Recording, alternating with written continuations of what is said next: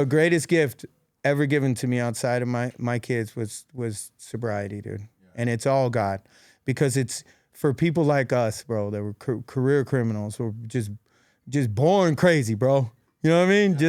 I was born nuts to get this gift and to completely change. I am not the dude I was at all. I ain't committing no crimes, brother. Welcome to another episode of the Powerless to Powerful Recovery podcast. My name's Jason. I'm an alcoholic. As always, our mission is to share experience, strength, and hope across multiple media platforms, the story of addiction and the road to recovery. We're not affiliated with Alcoholics Anonymous or any other 12-step based organizations or groups in any way. My co-host is here, Ronnie. No matter what, here we go, brother. Here we go. I know. Let's go. I mean, and for you to be here today after everything you've been through, surprise Joint Commission surveys, walking pneumonia, almost lost a toe, I don't even know, but you're here because we got a special guest today. Special. And when I talk about, oh my God, legend. The man, the myth, the legend, the father, philanthropist, owner. I mean, let's really get to know. Danny Diederich is here. And let me talk about Danny Diederich for a minute. Danny Diederich, owner of Anchor Behavioral Health, Albuquerque, Las Cruces, New Mexico. 243 IOP beds with housing, brother. But that's not all. Let's talk about Arizona for a minute. We're talking about the Chief Marketing Officer, co-owner, of Decision Point, and we're not talking about a 10-bed sober living. We're talking about another 70 beds, RTC, detox, but that's not all. What? We're moving to Idaho as well. We got Honor Behavioral Health coming out, and all of that. We're talking about 300 plus beds. Whoa, Danny Diederich is here. Not only that, I'm not done yet. I'm not done yet. He's a recovery all-star. And when we get into his story today, we want to talk about someone who's done it all, been there, done that, right? And it is a walking, living, breathing example of a miracle. He is here today. And when I see Anchor and I see Decision Point and when I see Honor, I am ecstatic for his success, in case you can't tell. Danny, welcome to the show, my brother. Thank you, my brother. Welcome to the show. It's good to be here with you guys. Sure. Man. And you know, anytime I have anyone on the show, I always like just kind of the connection of kind of like how we got here. And Ron, you've known him for a long time because you're talking to, we got a few years behind Razor Wire here. We got a couple years combined, over 40 probably.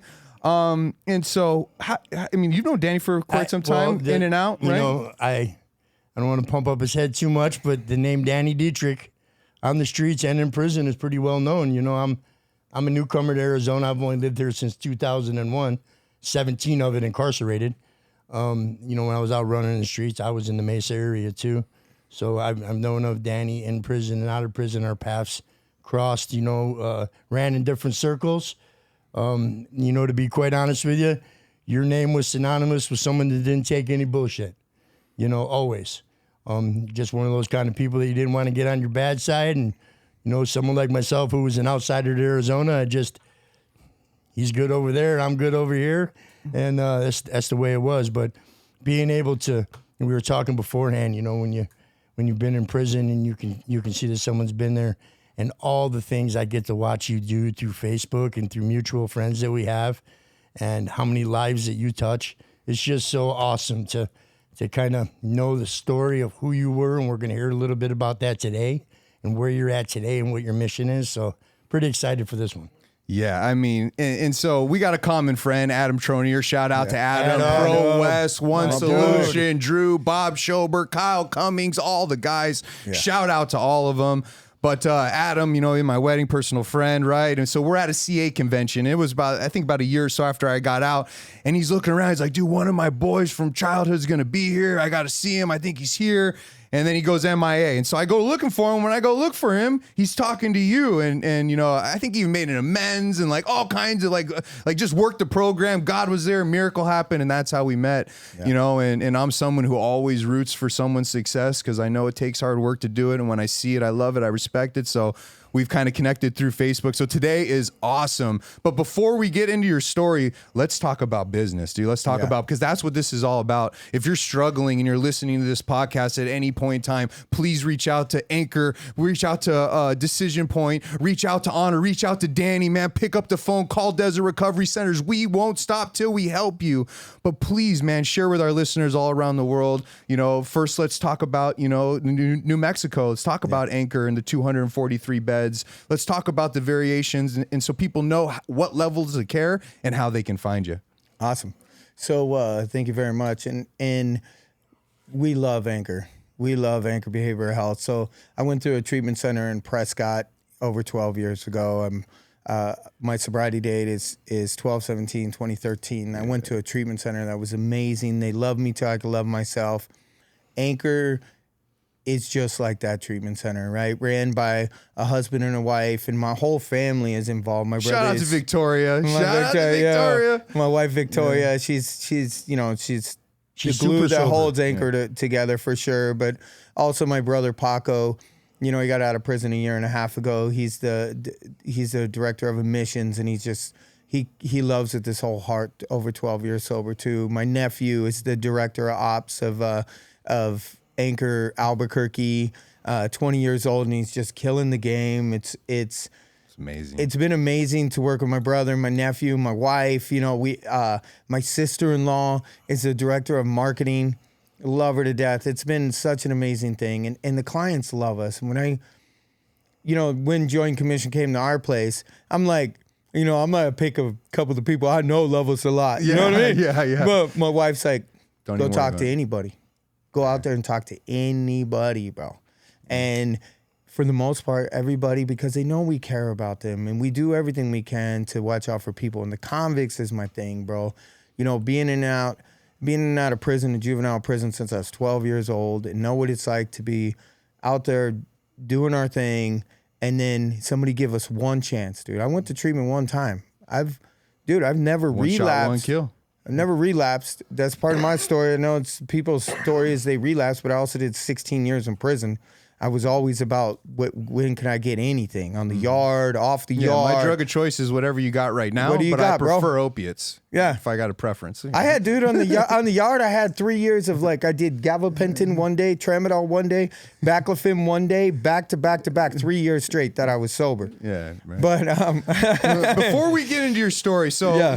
I just want to make sure, because I'm so excited. We're going to take a trip out to New Mexico. Yeah. So we got Yeah. 243 IOP, PHP, and housing too. yeah. Matt, shout out Matt, my producer. He's going to put all the links for all of this in All there, of them. so you can reach right out directly to them. If you Yeah. want to change of scenery, you want to change of environment, you want to be loved. And I love what he's saying, because I have a story about every single one of our leadership team members. Every single one of our BHTs is a sponsee, was a personal friend. It's somebody that I know has the heart, dude, and they have a do it, top yeah. tier work ethic, dude. And when you couple those two things together, it brings success. And what I love the most, you know, getting to talk to you is you do all the same things like I do, the licensing, the Joint Commission. You're highly involved, you know, every aspect of it. And that's what makes it successful, you know, truly being hands-on.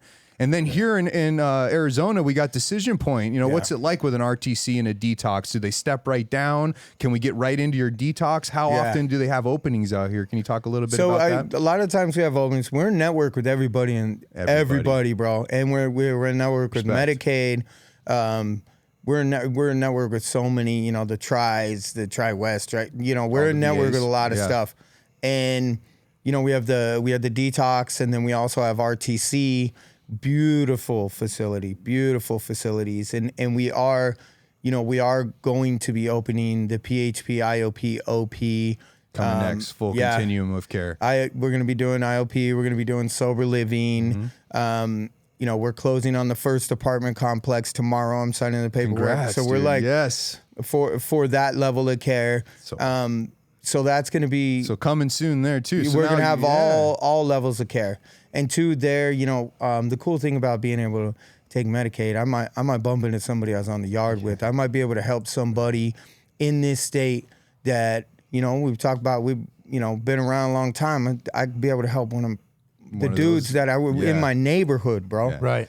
Which is And so exciting to be out here in Arizona. Yeah, I've been able to I've been able to help some people. You know what I mean? It's been amazing.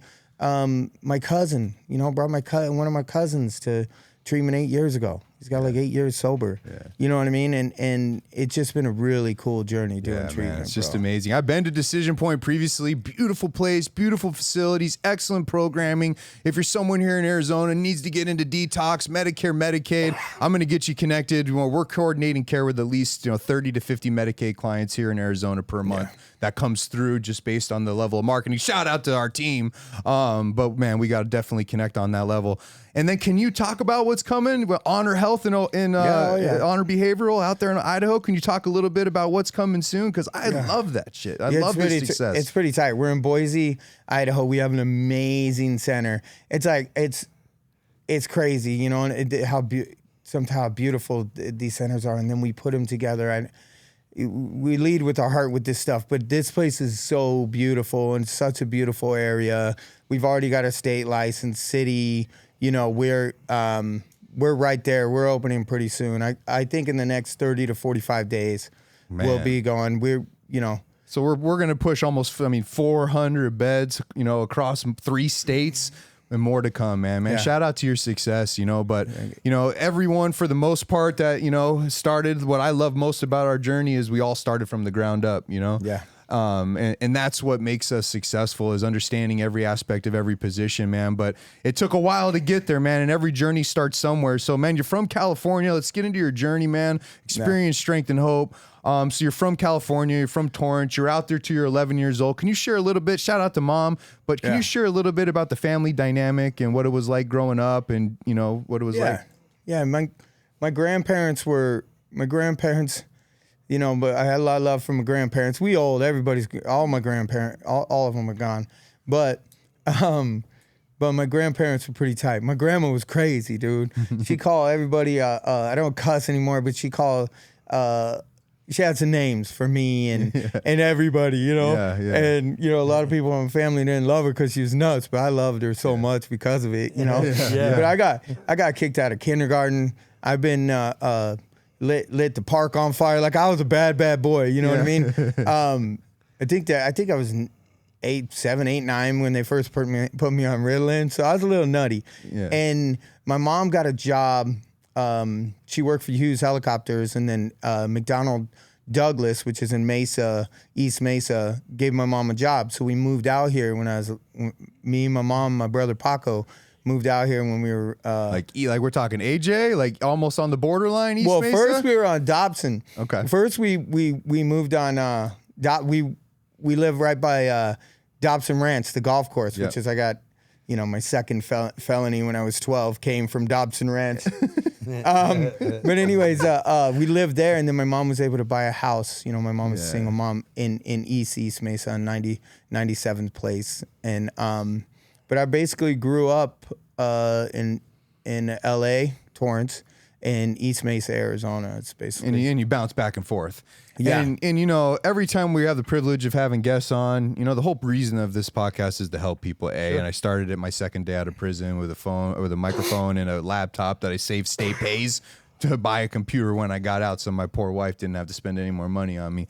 Yeah. But I wanted just to create the synergy between everybody who really has a heart and has treatment centers, so we can break the stigma of it's everybody for themselves, because we're so much stronger together. But when we have the guests on, Ron, I'm a girl dad. I got a 13-year-old and a 4-year-old on Sunday. And when we start talking about when the trouble started, when the use started, when the consequences started to come, he's probably on the lowest end of the lowest end. We're talking 8 years old, juvenile hall, 10, 11, started doing meth at 10 years old, 11 years old, right? Caught your first felony at 12 years old, started drinking at 8 years old, smoking weed. What was that like so young, dude? Because the consequences, the progressiveness, everything that comes with the disease, dude. You started young and you got to the top. We're talking about someone at the top of the food chain, dude, in that lifestyle, dude. Yeah. And so it started young, man. Can you share about that? Yeah. So my mom, my mother, this is when I was 8, I was 1981. Yeah. My mother's the best mother and best mother ever. Mama gave me a beer when I was 8 for my 8th birthday. Yeah. And you know, it wasn't that, oh, I'm in love with beer type of thing. But then, you know, everybody was drinking. This is the 80s. My grandma, everybody's Back then drinking. it was like, oh, you want to drink a beer, drink that, throw up, and you won't want to do it again. I mean, that was kind of like the thing, you know? My grandma was big, dude. And she, you know, my brother, true story, dude, that she would get an 18-pack, 24-pack and put it next to her because she was too big to go to the refrigerator. She drank that stuff warm, bro. You know what I mean? So everybody was drinking. She got that natty light. She wasn't playing, bro. Oh, damn. Shout out to Grandma. Grandma dude. was a gangster, bro. Yeah, straight up, dude. I'd say no more. Yeah, but then I'd be like, so I'd get some of them beers, drink, and I remember the first time I got like real drunk, and I was like, oh, you know what I mean? Like I was throwing up and stuff. Yeah. But I drank again, like, you know. Yeah. Couple days later, and then the reefer, bro. I've never like really been into the marijuana, but I got it from my uncle when I was probably 9, 10, and then I stole my uncle's meth at 11. And that's how that when happened, I first started getting into the. And what was that like? Go time? Because we're talking a different kind of meth. I was about it, bro. I was about it. I ain't gonna lie. I was about it. With different colors, are we talking about? I don't know enough about it. I'm just saying yellow and pink and all shit. kinds of stuff, bro. I even had some green one time. Ron, do you know? You didn't start doing meth. Meth cured your crack addiction. It did. Yeah, I was a bad boomer with the meth. Yeah. But back in the day, little dirty biker crank here and there back in New York would come by, but I'd be all cracked out anyhow, so I wouldn't know what the hell was going on. You wouldn't know which one was I don't know. And then introduce you as crazy dudes in Arizona, bro, and ended that crack career. That's what we talk about. No, they ran out of crack out here. The story is I was on a crack run, man, and I was running around smoking crack in Mesa. Yeah. And the crack people ran out. Like every place I bought crack, and I still had $1,500 left, and I'm chewing off the side of my face. And I met this dude. He was in the middle of the parking lot doing this at the Harbor Apartments. Yeah. And I said, hey, you know where the Harbor Apartments are on Broadway? I said, hey, brother, can you give me some crack? He goes, oh, no, let me see. I gave him $20. He came back with this little baggie of shards. Yeah. And I said, okay, let me try this. Man, I fired that in my arm for the first time. Yeah. First time I ever did meth, I shot it. I reached in my pocket, grabbed that crack pipe, threw it across the street. Yeah, of course you did. Gave him like $500. I want more of that. Yeah. And then that shit lasted me a week. I was like, this is. I'm not a drug addict. I've been doing the wrong drug. Yeah. Look at all the stuff I'm getting done. Yeah, look at everything I'm getting done. Yeah. Well, you were getting shit done, and we're not talking about achieving SMART goals, right? And so, can you just talk about what it was like just growing up in the streets, in and out of Juvenile? Is this probably more gangster than adult prison? Well, you ran it. I don't know, bro. In the 80s, can you share about that? Out here? Can you share about that? Yeah, bro. And I was in 1990. They had to let me out early before my 18th birthday because we had a riot. We had a juvie riot at Globe. I was in and out of Adobe, but they started sending me to Globe the last 2 times in juvie prison, and I was there in the juvie riot that shut it down and made it an adult prison. Man, little dudes were setting it off, bro. But juvie back then, you didn't get transferred to an adult if you were 14 or under. So if you murdered somebody at 14, you got 18 months, bro. And I was in with a bunch of killers because they would have the little killer smoke somebody so they could just get that 18 do the little 18 months, bro. Yeah, and they were riders and juvie was serious back then, bro. Yeah, no, 100%. But I was in and out of Adobe.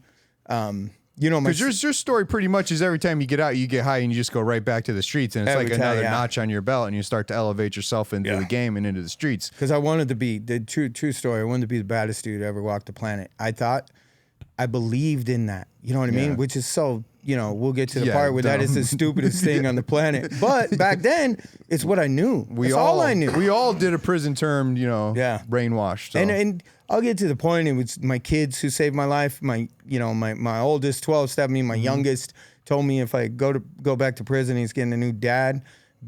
All up until that point, though, I thought I was one of the coolest dudes to ever walk the planet, bro. So when you get out of Juvenile, did you do Juvenile time? No. I did like 6 days, like 3 different times for fighting my dad drunk at 2:00 after drinking Bacardi Limon, and they just dumb, right?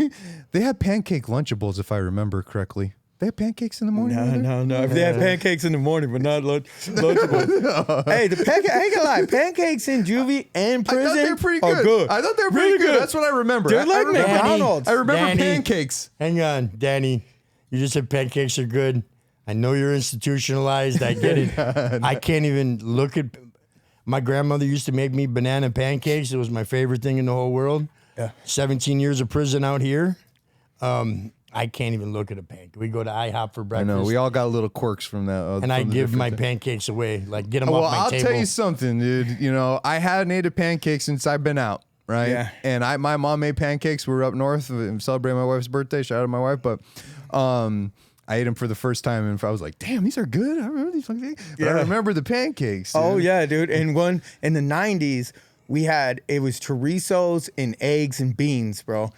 Best. Not shabby. My wife, Not too dude, shabby. I've had to look for that chorizo. I finally found it. It's Flying Tortillas in Santa Fe. A little shout out to my favorite breakfast place. Yeah, shout out to and, them. Santa Fe, New Mexico. And, bro, they make the chorizo like the pinta, bro. But it was, I missed it. You know what I mean? And what makes all of us a miracle and your journey so special is, you know, we all have done some time and been a part of some things, you know, but you've been a part of some pretty big things, and you know, you lived that life for a long period of time, dude, and to have found God, changed your life, and now built treatment centers and helping the masses, dude, is God. I'm so grateful you got to come today, dude, and we got to share this moment together because this is recovery, bro. Thank you. And I believe in it. I believe in recovery. Yeah, $1,000,000,000%. and so, you know, because I know we don't want to get into all that because it's not about that, right? But can you just take brief time, and as much time as you need, really, but just talk about what the 16 years in prison was, man, and just what that was kind of like, and in and out. I mean, did you get out, get high every single time? How much time in between the 6 years? I mean, were you? Well, let me ask you this, dude, because I've seen it, you know, and the craziest part about all this is, dude, is the last 3 years of my prison sentence was, aside from missing my wife and my daughter, was the greatest 3 years of my life on North Unit, bro. Yeah. I miss it sometimes, bro. It's crazy to even think or say, dude, but we've done a lot of time, dude. Yeah. You know, and you did high level time, dude. Yeah. You know, so just share what that 16 years, and it was probably over, I would probably say 25 years, 16 years in and a few years here and there in and out, or were you right back in?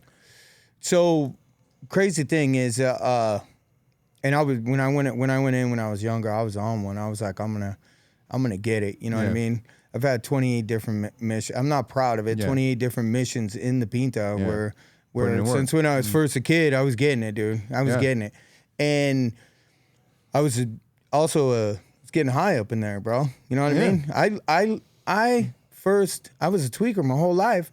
Became a heroin addict when I went to prison when I was 20, 21 years old. Yeah. First time I ever shot drugs was in a prison yard. Yeah. You know what I mean? And so prison in the 90s was tight, bro. All your friends are there. But I'm saying, but it was great. All your friends are there. Everyone from your neighborhood was in your good neighborhood. time, yeah. Everybody was there. Yards are open. Yards are wide open, man. It was cool, bro. You know, you go play some spades, work out, like, you know, it was great. You know what I mean? And then it wasn't. And then prison sucked at the end. And what I believe is God made it to where it wasn't cool anymore. You know, I'm tattooed. I'm tattooed from my ankles to my neck, straight up, my full legs, back, you know what I mean? And not my butt cheeks though. Yeah. You know, no butt cheeks. Dudes don't get your butt cheeks. Yeah. And but I'm in there all convict, all prison tattoos except for like a couple cover ups. Yeah. You know what I mean? Yeah. And I believed in it. I believed in the prison. I believed in all that dumb stuff. You know what I mean? Yeah. Well, I mean, that's your path. I mean, think about it. I mean, that's the trajectory of being the baddest man on the planet as a gangster, dude. Yeah. And that is literally career paths of a lot of people. Yeah. And then when you get there, if you're gonna do your life in prison on the installment plan, well, you might as well get there, get the keys, get 30%, get a fucking nod halfway through, right? Yeah. Yeah. And then unfortunately. Yeah. Or like we all found, you found yours after you got out. I got strung out worse in prison than I ever did on the streets with a needle. Yeah. Running out of places to shoot up, bro. Yeah. Standing in line 5 deep, like, come on, dog, it's good enough. Yeah. Talking about fucking fear of Hep C. Yeah. Dying. Right? Yeah. So I get it, dude. Yeah. Yeah. And it was your name I've heard a million times and I didn't even know you, so I'll just say that. Yeah, and the thing is, bro, is I started to believe that stuff didn't make no sense. Was it the IHP or was that what changed everything? No, I caught a case, bro. I caught a case in prison, right? I caught a case. I get two assaults, dope, and then promoting prison contraband. Class 2? And they send me. Did they hit you with a 2 or a 4? Huh? Did they hit you It with hit a me class? with the 2, but I dropped it to a 4 in county. But I was at Rincon, bro. And I just assaulted a dude. And then I just had a mouth, bro. And one of my dude, he was my boy, bro. Yeah. And I was running my mouth about him, and he's soft and weak and everything. So he tried to steal on me in the chow hall in front of the police, of course. Yeah. And we got it, but I caught the assault, I caught the case, and then I knew I was going. I went to the county for 6 months, and then I was coming back on to SMU. Yeah. But I went to the county. How much time did you do at SMU? Just a year, just to get reclassed. Just a year, just a year in the hole to get reclassed. Yeah, Supermax wasn't bad, bro, and that's why I don't smoke today. And it's because I remember when they took my cigarettes, and you don't have any, and I realized, whatever. 11 and a half years, no cigarettes. 3 years, pretty much no cussing, which I need to make that a goal, dude. It is my goal this year. I am bad. Yeah, I had quit the cussing for respect on that, dude. For the stuff. The professionalism today, because people, a lot, we are standing in for God's sakes, Ron and Desert won a Kipu award. We're going out there to fucking get an award from Kipu calls him when they need tech support. Yeah. Right, like we're doing combined, dude. It's So I always want to make sure that when people see us and see me, dude, they don't see me for 2014 in the past. They get to see me for the person that I am today and what God's done, dude. And but that's who I am, and that is my gift. And those tattoos are your fucking superpower that allow you to connect to other men that have tattoos and love them just like someone loved you when you got sober, dude. For real, yeah, dude, And I would say the first aha moment, because it is all about my kids, my sobriety. Because I want to just prep the scene for all of our listeners, right? So you catch 2 7-year prison sentences back to back, right? Well, pretty much. I had. So 6, start there. I had a 6-year for my kids. I tried the drinking thing, which is. I got out and I started getting high. My baby mama, shout out to Heather. We love her to death. The mother of my Heather, kids. Yeah, one of the greatest people on the planet.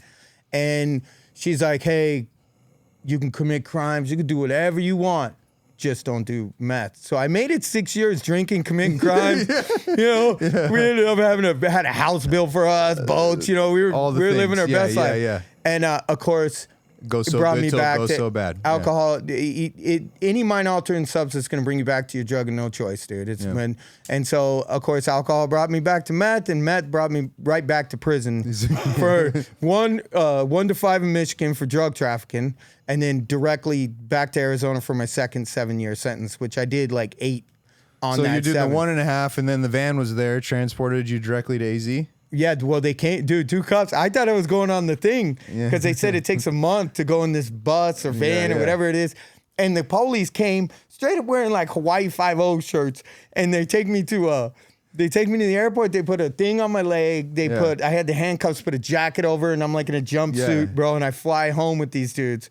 Yeah, which was really intense. But they didn't do that for a misdemeanor. I'll tell you that right fucking now. It wasn't a misdemeanor, brother. It was almost like some Con Air, but I was on commercial. Hey, he didn't steal a rose. And people on the plane with me. I'm on a commercial flight, bro, with these 2 dudes you could tell are the po-po. Yeah, you think I could get the earbuds for the movie? Yeah.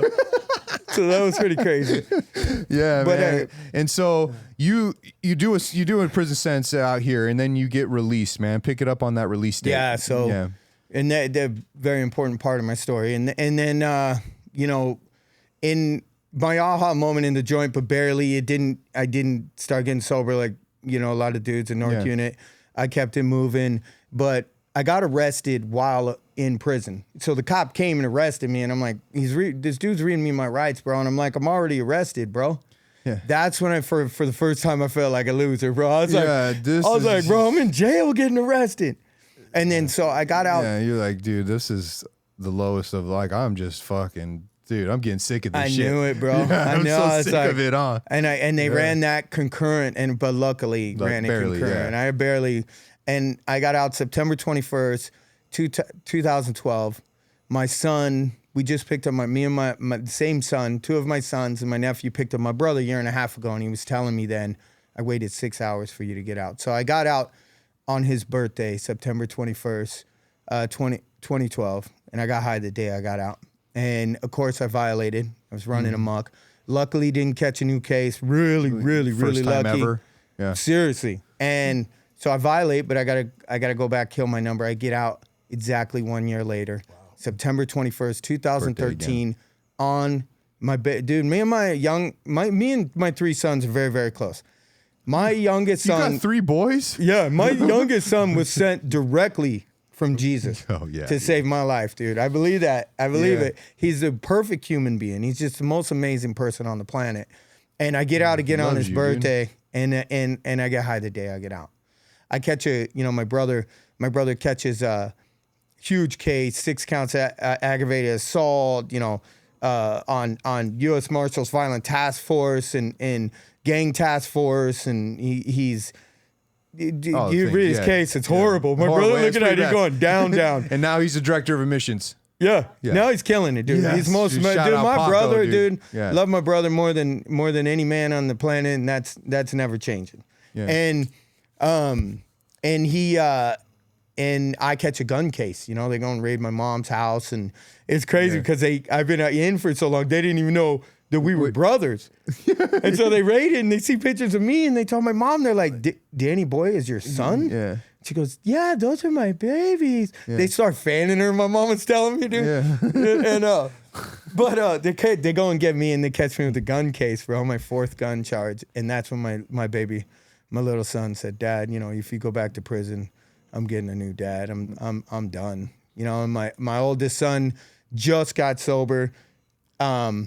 He was 12-stepping me, and I said, hey, and my baby mama stayed married to me straight up. She had the big 401k and everything. She knows that I'm not jacking a woman, bro. Yeah. I wouldn't take nothing from her. Yeah. She kept medical insurance for me while I was in the Pinta, so when I got out, I had some.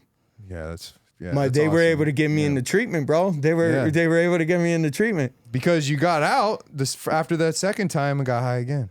I was high. I did on his birthday. I got high the day because that's all I knew, dude. That's all I knew. Yeah, I didn't know about this, bro. And what I can say is, the minute I knew about this, though, I've never.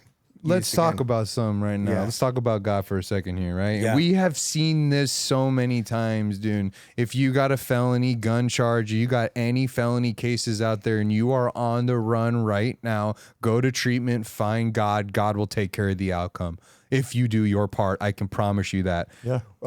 If you were we've all done enough county jail time to be a lawyer. Yeah. Okay. So. 4 gun charges with probably 15 to 18 S20 5 STG minimum, points. 10 high. Yeah. 5 minimum, 10 high. We're talking 5 to 10. They're trying to hit me with the 4.5. Yeah. At first, yeah. Yeah. And so, bro, and here's a crazy thing. It's my 4th gun charge. I go to treatment. This treatment center saves my life. I start working there. I get promoted. Shout out to my sponsor, Dave Seymour. Dave is the CEO at Decision Points, and now we're business partners. The dude that's been there from the gate. Love this dude. One of the greatest dudes amazing man. But he's hitting me with, the door ain't locked until the door is locked, bro. You ain't in prison until you're in prison. The lawyer's telling me, oh, bro, you got the, it took him 45 minutes to take pictures of my tattoos. You know what I mean? The police, the gang task force there. But that day, I'm saying, and my police report, I told the cops to eat I was not very nice. I'll put my police report on your website, bro. Yeah. I'm telling you, it was horrible. You already it was know horrible. It was, bro. It was horrible. I busted out once in a while, show my wife and her family and stuff. But my police reports in Michigan too. It was horrible. But anyways, I wasn't nice to the cop. Is why I'm saying this. Yeah. But so what we're saying is to get life, love on that 4th gun charge after all those unkind things. Go to treatment. You go to treatment, yeah. You know what I mean? You come and see one of us. But you know what I mean? And because, bro, I'm not talk about that. But you said something when we were first talking that is the most important thing that all of us do today. I celebrate 8 years today, by the way. Congrats. Shout out. I'll take a little pepper grind. I wasn't even going to say anything new. But congrats, bro. Yeah, but you should have said it. You're his boy, bro. Yeah, what the fuck? Give him some love, bro. Because I haven't gave you an office yet? Is that why? Well, that's one of the reasons. But I've been under the weather, brother. Yeah, I know. I've been on my deathbed. I'm barely holding on right now. I'm faking it. You're doing good, bro. He just couldn't miss seeing you today, dude, and just because Danny Boy, bro. Everybody knew the name, bro. Yeah. And I got to tell you, dude, and I'm a big fan of your guys. That's what I'm trying to sell at my treatment centers is just because you've been to prison, just because you live that lifestyle, people want to count you out, but I don't, bro. Yeah, I don't want to count you out because I know you can make it. And when I see you guys doing what you're doing, bro, it's more and more proof. When I see Adam, dude, that makes me, dude, Adam and his brother are my boys, bro, from my neighborhood. You know what I mean? I love them. And to see them doing so good and seeing people who have been to prison doing so good, it does my heart so well. And doing what I'm doing, I get to see it every day, bro. People with the face tattoos, bro, with big old smiles, just wanting to be sober and not break the law anymore, bro. Yeah, man. It's so congrats. That's what I'm saying. Yeah, thank you, man. I really appreciate that, you know. And we don't get it that often. You know, I wish everyone was under that same philosophy. They just aren't spiritual enough to be appreciative and have gratitude for others. I mean, it just really comes down to not everybody's there in their journey yet. And that's really the place where we've gotten to, you know, because if you spend, all of us are so extremely busy trying to help people and build a business and supply for our families and supply for other people's families so they have a way to take care of their families. I don't have the energy anymore for it. And I just put it in God's hands, keep doing what I'm doing. You know, I'm not going to do that defending anymore. And I just want to say this, because we're big fans of you. Yeah. I'm a big fan of you. Whenever you like some of my shit, like I'll see that you liked it. I'm like, Manny, look. I'll get Manny. I go, look what Danny. Because, man, you're well respected and well known in the industry, in the old criminal world. Just the whole full circle moment, and I'm just like, I fan out when you like my shit, bro. If he can do it, that's what I'm saying, dude. Yeah, we're all miracles, dude. You know, but when we say that statement, if he can do it, well, fuck yeah, but it. you're a real miracle. 8 years, baby. No, I know, but I'm just saying, dude. Tight, I'm just saying, bro. Like, because let's get back to that for a second, because here we are, where we find ourselves in solutions, dude. We got in a gun case out there. We know in our head we're seeing that sentencing chart. We know that where we're sliding over with 2 prior convictions. The class of the felony, and we know, dude, we're shook, right? So we go to treatment, dude, and you find God. But what you said when we were talking before we started is those same fundamentals is what we preach to every single client, every single sponsee, is what keeps today. We still have them, all 3 of us, and that's a sponsor, a service commitment. We keep somebody in the book, and we try to help as many people as we can that aren't related to the company, dude, and we just do what we do when we can, as much as we can. And that's what the fundamentals are, dude. And you started those right away. And you started working the steps, and the miracles started to happen, right?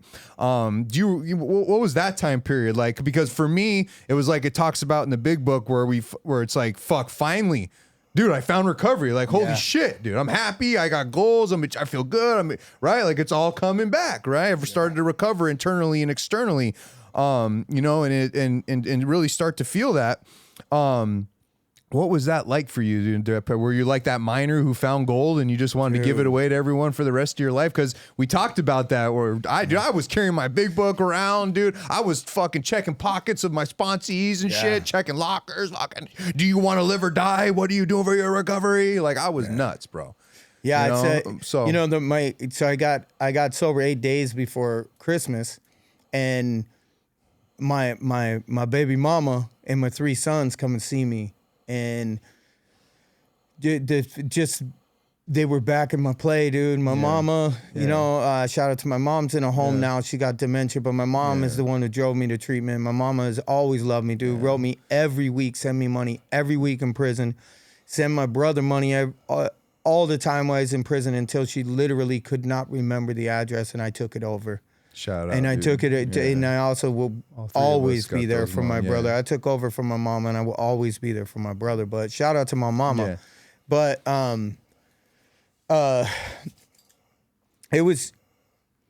you know, they were saying some one-liners that was crazy. But the one, dude, you don't have to live that way anymore, bro.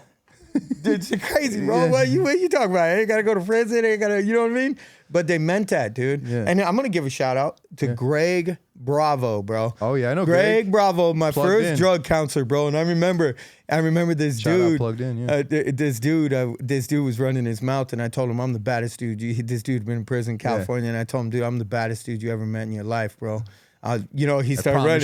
I promise you. And dude kind of was like, he didn't see that kind of crazy before, so he kind of backed up. Yeah. Bravo came in the next day, and he said, what if I told you what you think is tough is not really tough? And he already knew. He said, what if going and playing tough guy in prison while somebody else raises your kid is actually weak? You know what I mean? But he said it in a way, all up until that point, we fight for that. Yeah. He said it in such a good way. It changed me, bro. I cried that day. I wanted to be Bravo. I wanted to be a counselor, which I ended up doing the group facilitating and the counseling. And I just, from that moment, I really wanted that. Awesome, you know what I mean? I know. Man. I had some really good salespeople when I came in, dude. Dave Seymour, Greg Bravo, Luke Harwood was my therapist. He died in prison a couple years ago. He ended up going back out and went to prison and died. But that dude was we need us in these treatment centers, bro. You need convicts. If you got a treatment center and you got a bunch of dudes who've been in the Pinta, you better have at least one convict that's able to talk to them and meet them where they're at. But that's what I had, and it really helped me. But I started buying in what they're selling. When I went to court to that lawyer, she's like, you're burnt. You know what I mean? You ain't getting no love. Calm down. Mitigation? Shit, please. She was a Christian, bro. And I just was introduced to God at Heights Church. The treatment center took me. Yeah. I used to think dudes that found God in prison were soft, bro. But come to find out, they weren't. They were actually more powerful than I ever could be. The God's got a sense of humor. My brother found Jesus, and awesome. When he got locked up, my favorite dude on the planet, the dude I respect more than anybody, and changed my whole outlook on that. They found God in a godless place, bro. That's more gangster than anything we ever did, bro. Yes, dude. But I really started buying into it. So I told that lawyer, I said, God's telling me I ain't going to prison.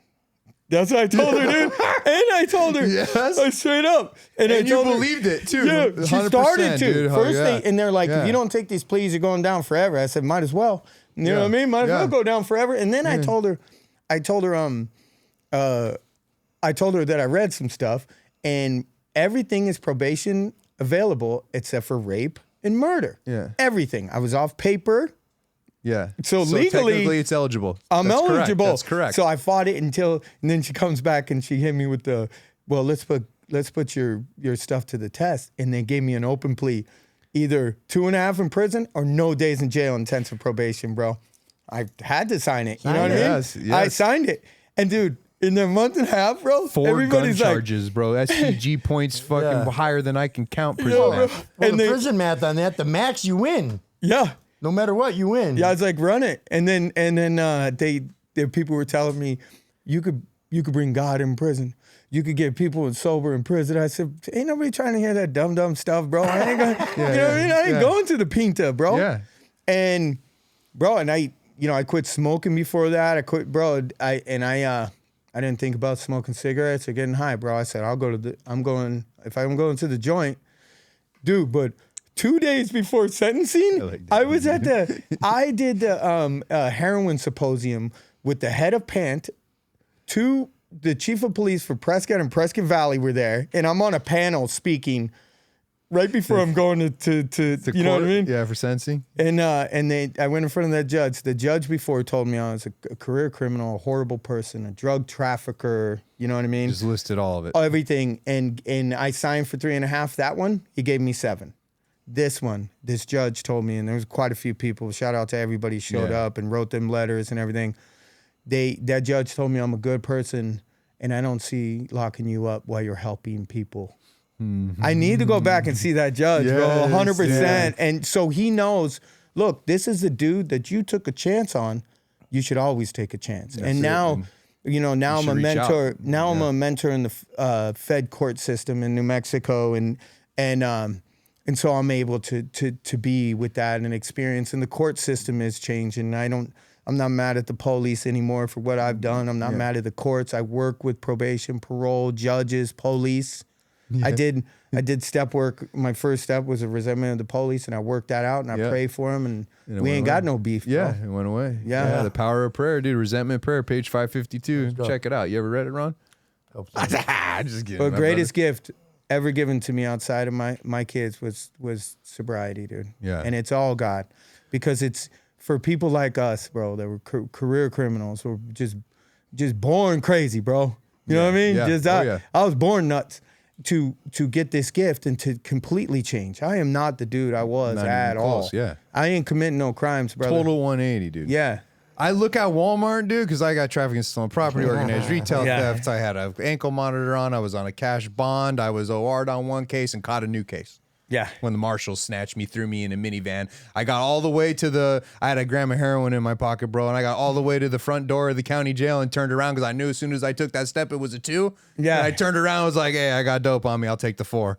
You Yeah, know? yeah. Give me the F4, bro. Yeah. Fuck, because they snatched me through in a minivan seatbelt. I was like, it's over. Yeah. Just like that, dude, and it has saved my life, dude, and I believe in it so much, So and much, and bro. at Desert Recovery Centers, dude, we're the highest of mental health, professionalism to the highest degree, and a lot of leadership has been to the yard, dude, and I believe in that because we're not that individual, and the love that we show and the gratitude that we carry into everything that we do, because we know what it's like to take a fucking shower in a UA at Alhambra at the same damn time, dude, and I'm never doing that again, dude, and I want to help as many people never have to do that. And sure, we might work with a different demographic, dude, but if they keep that shit up, dude, they're going to be taking a shower in the UA at the same damn time at Alhambra again, dude. Yeah. And It's so. it, but you can't outrun it, bro. Yeah. You can't outrun addiction. You can't outsmart it, bro. On drugs, I'm the dumbest dude that walks the planet, but sober, I'm pretty dang smart. Yeah. And I can tell you, and I'm smart enough to know that you cannot beat that stuff, bro, period. Yeah. And what I could say, the cool thing too is, I've trafficked drugs to St. Louis and Detroit and Cincinnati, Ohio, and Chicago, and I'm one of those states. I'm in the middle of possibly going back there to open up a treatment center to go and help people that I've hurt. I used to take so stuff awesome, dude. to New Mexico, and now I have treatment centers in New Mexico. And shout out to the New Mexicans, dude. I love New Mexico. That's what I want to talk about. So I want to talk about that now. Dude. So that's what I want to talk about now. You found recovery, just like we all have. And the most important part about it is he still works his program today 100%. In the midst of businesses in many, many states. And I can respect the entrepreneurial spirit, dude, because I got that too. So does Ron, dude. And we got it, and we want to grow, and we want to build. And Desert's our baby, man. And we built that thing from the ground up. And I've watched you make that jump over to New Mexico and start out there. Were you just like untapped territory? Let's roll. I'm going to shoot out there before anybody gets out there. Yeah. There was a lot of chatter about New Mexico, but nobody really went but you. Yeah. And then I've watched you expand, cut ribbons, dude, just continue to go, dude. It's been really cool out there, man. The New Mexican people are so tight. I'm New Mexican now, straight up, bro. It's crazy because my brother Paco's Mexican. We have different fathers, bro. And so I've always liked the Mexican culture, even though, but I'm now Mexican, bro. I'm New Mexican. I've always wanted to be Mexican, bro. I'm New Mexican now. And it's been amazing out there. You know what I mean? So someone's out there. Is it anchorbehavioralhealth.com that they can find you? AnchorNM.com. Okay. And we're in Cruces and Albuquerque, so we 3 hours away from 243 each other. beds, by the way. That's a lot of beds, dude. Yeah, and so what we did is I got an Albuquerque story really quick. And I won't get into the whole thing, but I rode through Albuquerque for a minute. It's pretty rough in Albuquerque. Oh yeah. I met some dudes there, and they were doing stuff at a different level than. Yeah. Let me tell you something. I watched a documentary on New Mexico, dude, recently, dude, about cops and shootings and gang. Dude, the cops weren't playing out there. They need you out there, bro. Bro, so bad, bro. Bro, we are number one. We are number one are. in everything, bro. We were number one, and when I moved there, number one in auto theft, and not in the nation, in the whole world. Albuquerque's on another level, bro. I know, bro.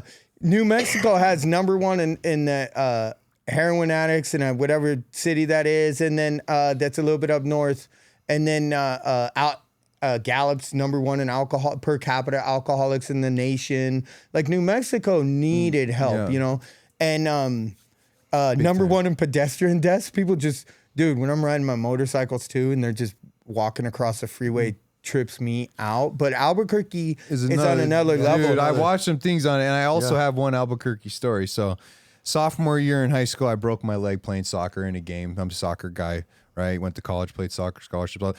I snapped my leg, bro. Okay, so right at that time, I was in the midst of trying out for the Olympic development program, dude, in the under 21s and under 17s, and so there was a tournament in Albuquerque, right? But I had a broken leg. It was about 9 months after I broke my leg. I'm drinking gallons of milk. I still to this day don't drink milk because I drank so much milk for the calcium pills, right? Because every time I went to the doctor, I'm asking him on my X-ray, am I clear to play? I'm trying to make this tournament, right? Yeah. So, anyways. I end up getting him to clear me. Mom looks at me. She's like, this is not a good idea. This is too soon. I don't want you to go. I'm like, I'm going. So I go to the tournament. First game, 3 minutes. First 5 minutes, bro, of the game. I slide into a tackle. I break my leg in the same spot, dude. And I sat there, dude, with my broken leg. I could see the 2 bones just broken right there, dude. I broke tibia and fibula. I sat on a cooler in an RV because I was with some other parents. Shout out to the Allen family, dude. They took great care of me. No. But I rode back, dude. I took that drive back with a broken leg. Mom, dad picked me up, pissed.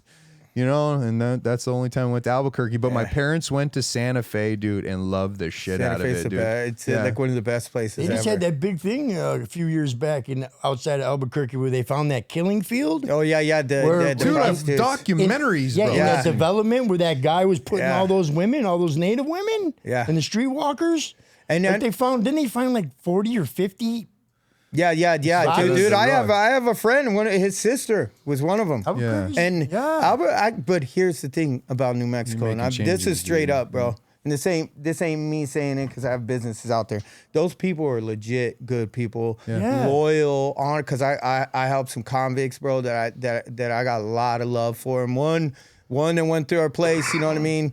I won't blow up his HIPAA, but he works for us. Got a big position.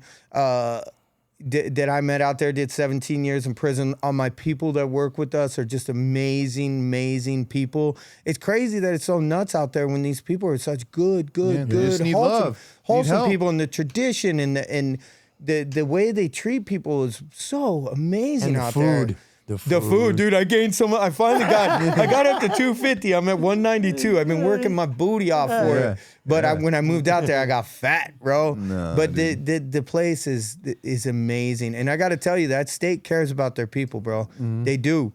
They care about their people. It's the mental health. I mean, the facilities are amazing. Yeah. They're gorgeous. I mean, everything is beautiful.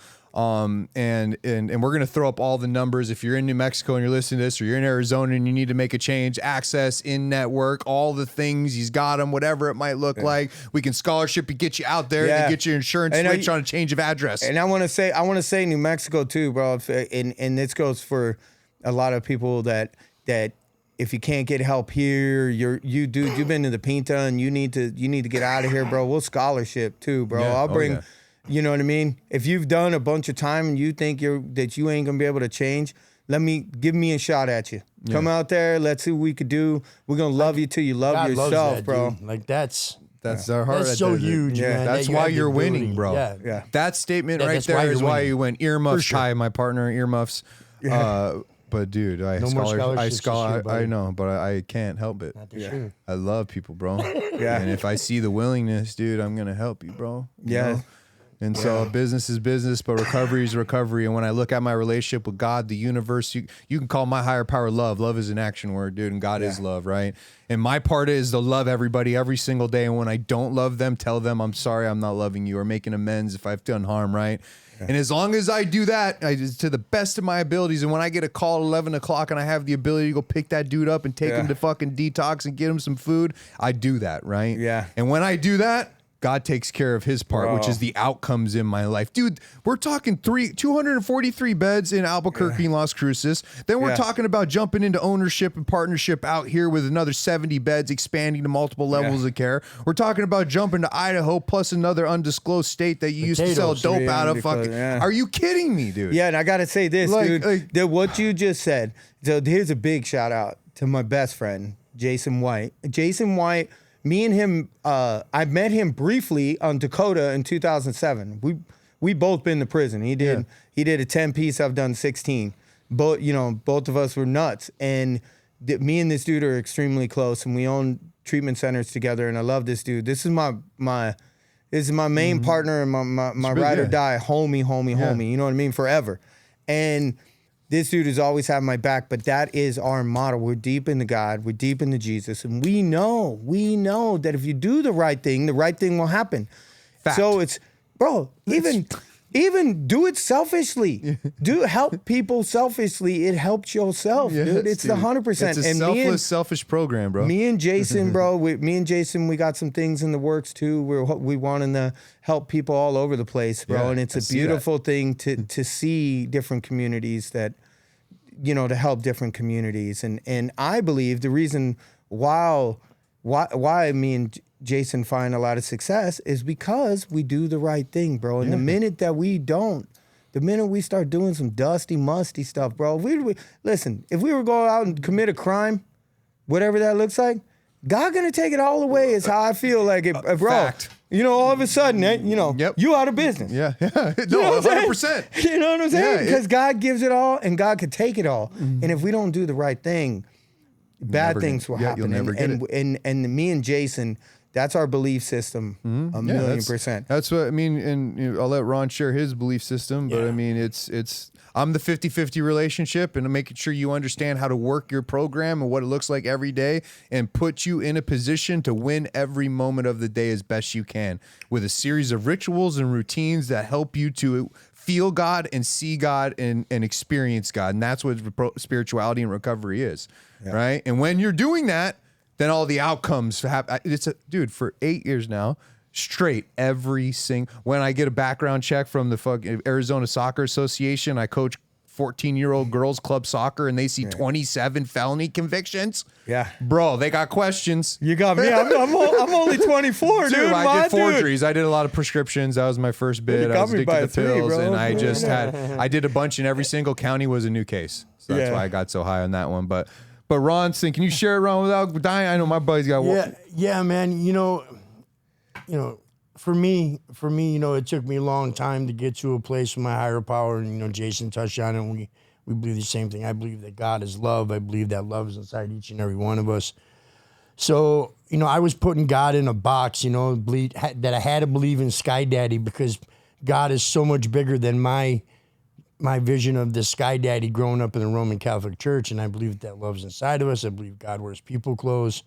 And when he gets a hold of you, when that love gets a hold of you, some things happen. Like you said, man, if I were to go to commit a crime, everything's gone, right? Gone.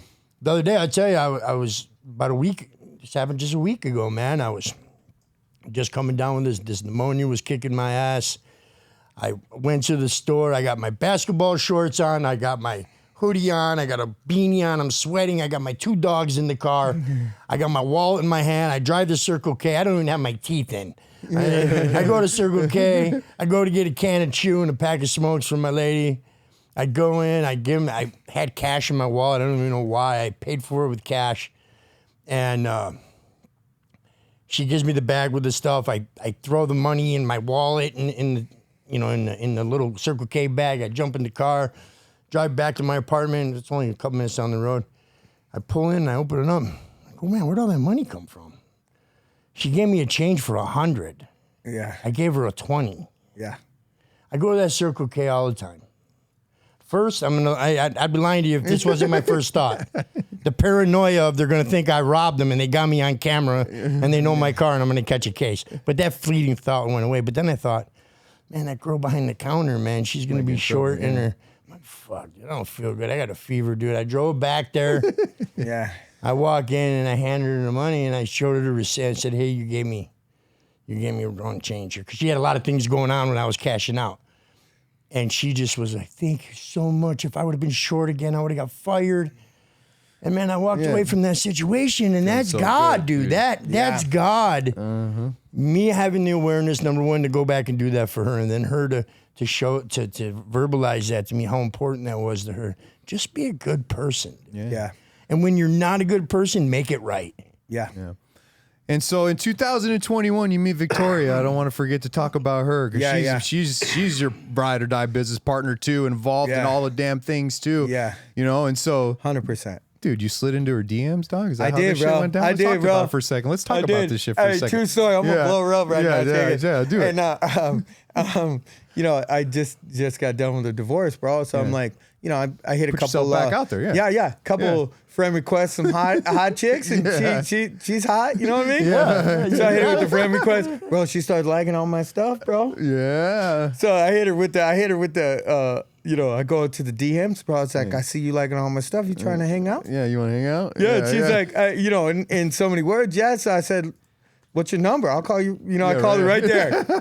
So awesome. Hey, bro, I wasn't looking. I wasn't looking for that, bro. Yeah, God put her in my place, dude. I wasn't looking. I was just got through the divorce, and I'm like, bro, I'm just gonna, you know, run amok and all that stuff. Yeah. You know, date a bunch of females and all that stuff. And then I met her, and I was like, Here we go. she is an amazing human being, my wife, dude. She'd talk about somebody who cares about people, man. Talk about somebody who works a solid program. You know what I mean? We both have sponsors. We both sponsor people. We both have a home group. I believe I couldn't be, you know, I have to be with somebody in the program. You know, I'm crazy. I need somebody to ground me.